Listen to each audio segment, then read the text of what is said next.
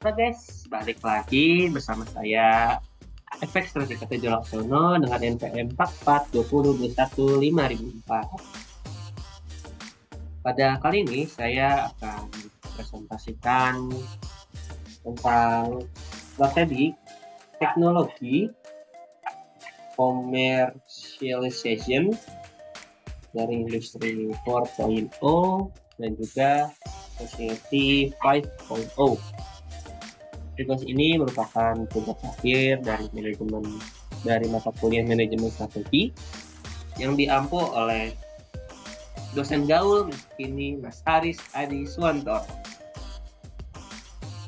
Oke, kita akan mulai presentasinya. Ini adalah daftar isi. Pada presentasi kali ini saya akan memiliki daftar isi, itu ada sejarah yang menjelaskan sejarah dari industri 1.0 sampai society 5.0. Yang kedua, itu berfokus pada industri 4.0 itu yang menjelaskan terbentuknya industri 4.0 lebih dalam.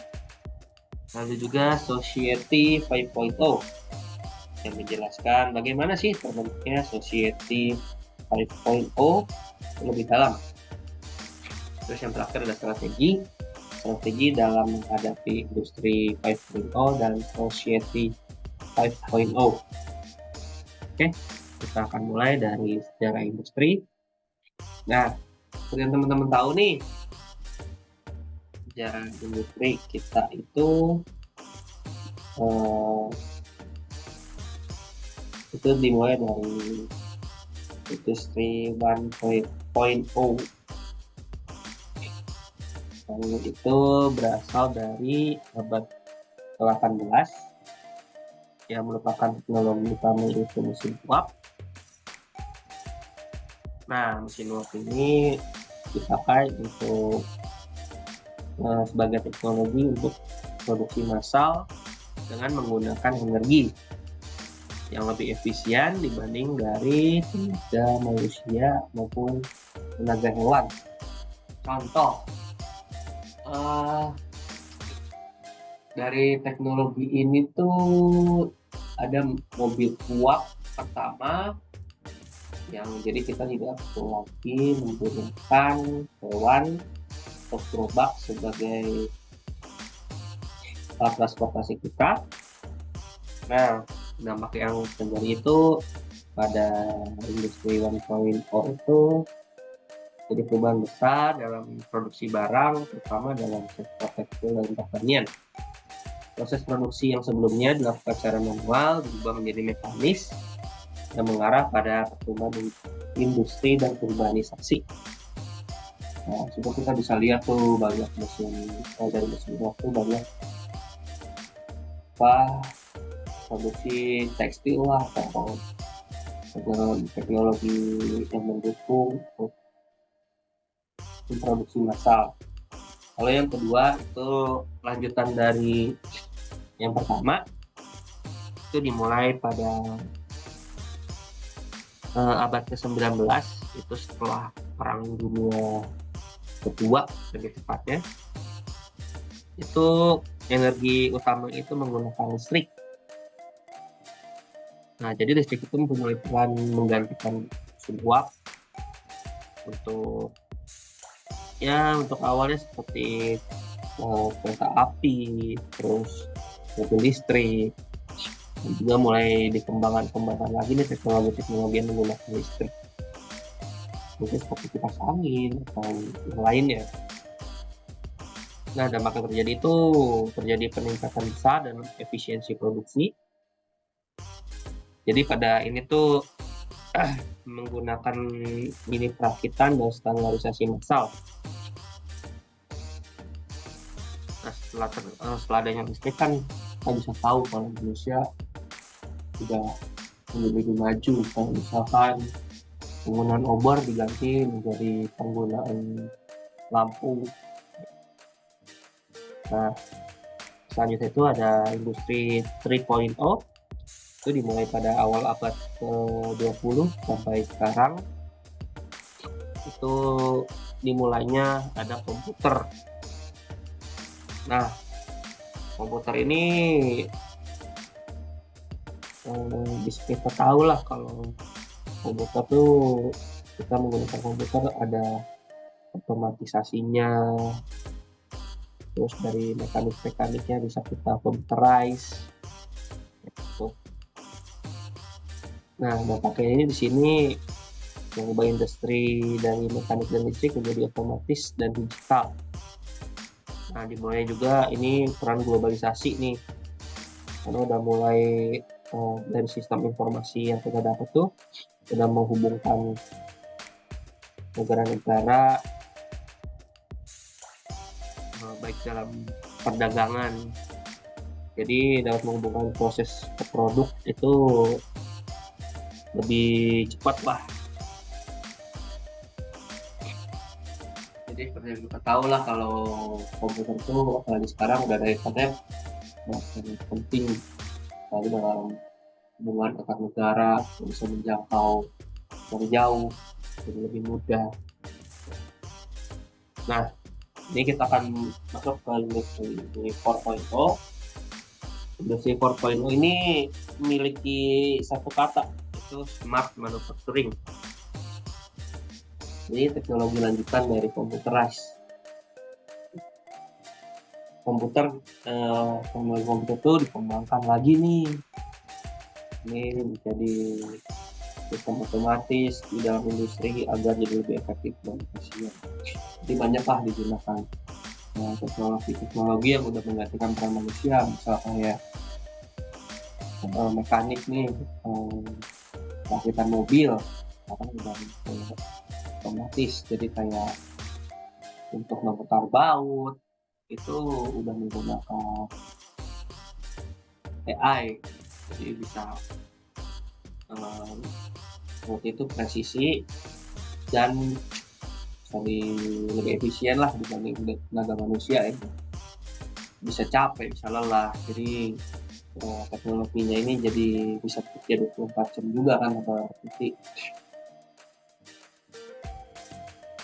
dari. Terus juga ada aspek-aspek dari industri 4.0 dari pengembangan itu kita tahu tadi otomatisasi dimulailah dengan hal-hal tuh kayak jadi otomatis, misalnya itu tadi produksi jadi otomatis, nggak dilakukan manual, manusia lebih bisa kerja terus menerus 24 jam tanpa capek, tanpa istirahat. Terus pencapaiannya ini jadi mulainya lah internet yang lebih cepat, internet global kayak wifi itu, terus ada AI. Dampak globalnya ini tidak lain dan nggak bukan globalisasi, bukan dampak yang sebelumnya tuh dari industri 3.0. Globalisasi lebih luas, jadi kita sekarang udah lebih mudah untuk berkomunikasi sama orang luar, tukar kabar sama orang luar negeri, entah itu yang di Amerika, di Jepang. Kalau kita punya tahu akses ke sana dari akun Instagram, akun Facebook, berkomunikasi dengan mereka. Nah, juga di industri 4.0 ini ada banyak tantangan, ya, keamanan data, etika dan penyesuaian lah, karena kan apalagi generasi boomer ya, tahu yang masih gaptek, yang nggak melek teknologi, yang kita lihat lah dari kejadian kemarin di Kominfo yang kebobolan data, itu kurang keamanan. Setelah diteliti juga ternyata banyak orang yang protes karena di Kominfo tuh banyak orang-orang yang ternyata kurang melek sama teknologi. Kayak banyak ada juga petisi meminta menteri kominfo tuh mundur diganti sama yang lebih melek melek internet, jadi supaya lah lagi lah bobolan data dan juga biar lebih melek teknologi lah. Nah, ini contoh penerapan industri 4.0 nih, seperti Gojek. Ini kita bisa tahu nih Gojek menggunakan big data, terus internet of things, kecerdasan buatan, manufacturing aditif, platform digital, dan keamanan cyber. Nah, Gojek ini menggunakan big data, jadi kita bisa tahu data apa, apalagi menggunakan AI ya, kecerdasan buatan. Jadi misal kita pengen mesen Gojek nih, misal kita ada di kampus UP, sila sih yang Gojek yang dipanggil yang terdekat UP, jadi di stasiun, bisa jadi ada di dekat-dekat UP atau di seberang UP, itu kan bisa kepanggil tuh Gojeknya, bisa melayani orderan kita. Juga bagusnya di Gojek nih, keamanan cybernya bagus enggak. Ya gitu deh, kita bisa tahu kalau keamanan di Gojek nih, apalagi teknologi begini lebih melek teknologi lah di Gojek. Nah, kita masuk ke Society 5.0.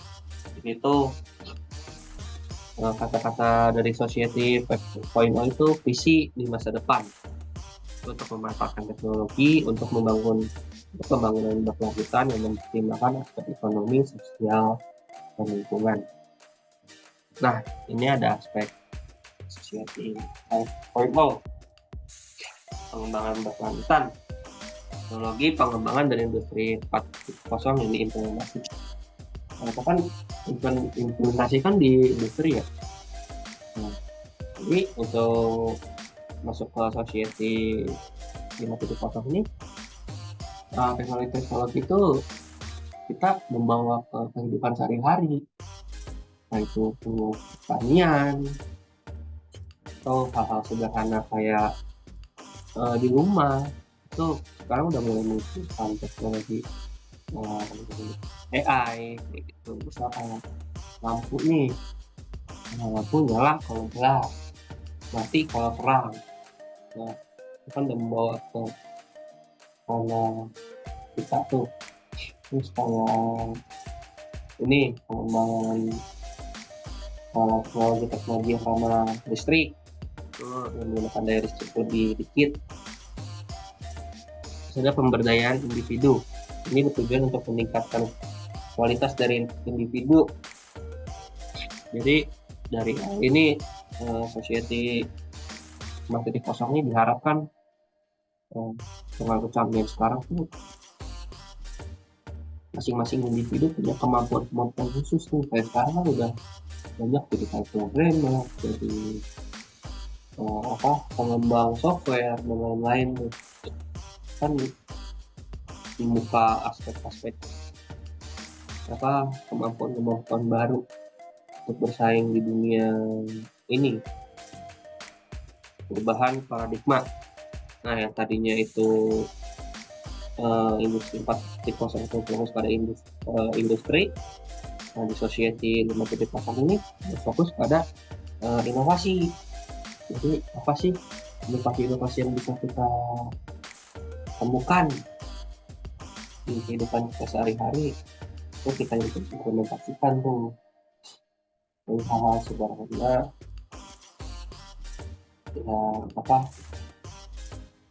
yang kita lakukan sehari-hari, kayak paling gampang kayak Google Maps lah, kayak gitu tuh. Kalau pakai AI mana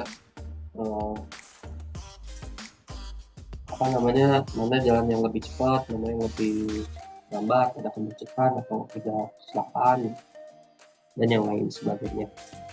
Ini contoh Society 4.0 itu ada di ranah kesehatan. Itu ada pemanfaatan AI untuk pengobatan. Jadi sekarang tuh karena pengetahuan dokter tentang penyakit, tentang obat dan segala rupa udah masuk dalam database. kita bisa menggunakan AI untuk mencari atau membantu mencari dan memecahkan masalah yang dihadapi oleh pasien. Misal sakit ini, oh ini ada nih obatnya, cepat ketemu. Terus untuk pendidikan, pembelajaran jarak jauh, sekarang kita bisa tahu nih, kayak penggunaan Zoom, meeting pada zaman COVID tuh, kan. Jadi murid gak harus ke sekolah, bisa sekolah bisa bersekolah di rumah, jadi tanpa tatap muka itu. Terus transportasi, di transportasi juga ada kayak misalnya sistem solar cell pada lampu jalan, jadi lebih hemat energi karena menggunakan solar cell atau tenaga listrik, pembangkit listrik tenaga matahari. Terus kota pintar nih di sini, yang publik sekarang layanan publik udah mulai menggunakan teknologi kayak kita pakai KRL tuh, kan kita pakai apa namanya, flash, kan jadi lebih mudah. Terus implementasiin juga nih kasih angkot Jaklingko suka pakai flash gratis kayak gitu, kan termasuk menjadi bagian dari kota pintar. Terus pada pertanian terdepan, ya pertanian ini kita bisa melakukan monitoring nih, misal ini tanah pH-nya berapa sih, perlu dikasih pupuk atau enggak, terus ini ada airnya berapa, kurang air enggak. Terus kalau misalkan udah kurang air, otomatis nih ngeluarin air, ada alat ngeluarin air. Terus seperti pariwisata, sekarang pariwisata tuh bisa dijelaskan menggunakan AI. Jadi biasa tuh cuman spanduk gitu doang atau papan-papan gitu, itu jadi sama komputer, itu bisa dijelaskan komputer ke AI. Jadi nggak usah bikin spanduk yang cuma satu slide, jadi dari menggunakan komputer bisa kemana-mana. Juga kayak pariwisata di luar negeri nih, kayak Disneyland, itu kan ada AI apa, jadi ngejelasin misal kayak yang saya lihat tuh ada video Finding Nemo tuh, yang ukurannya penyu itu ngejelasin tuh penyu tuh bisa hidup berapa lama, jadi orang nanya penyu jawab itu menggunakan AI. Nah itu sekian dari saya, semoga bermanfaat. Sampai jumpa di video selanjutnya. Bye bye.